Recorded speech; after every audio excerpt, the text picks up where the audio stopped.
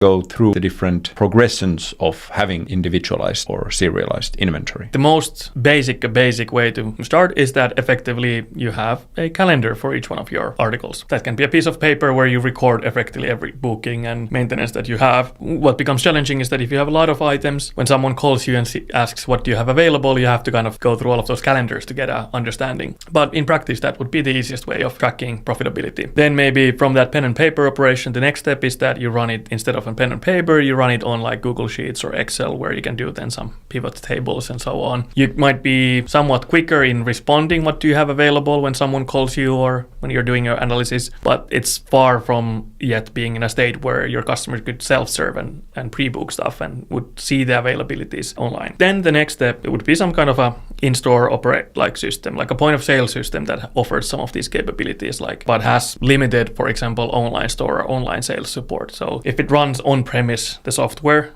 then that's probably the third step after that. Can help you with walk-ins, but often is quite terrible when it comes to online sales or multi-channel sales. Those like on-premise solutions tend to be more expensive than the more advanced ones later that I'm going to refer next, because they're kind of somehow almost like running on DVD, like DVDs or something like that. So you have to pay for hardware and all of that, and not only software. I think then we start to kind of be more closer to kind of the modern area. So then you have providers that are either like add-ons or similar to like existing commerce platforms. So you might look into something like Wix, and then you look at, okay, Wix actually enables me to do a lot of online sales, allows me to have a website, allows me to kind of reach my customers with that website that integrates beautifully with Google Maps and all of that. Now I want to implement bookings to my website.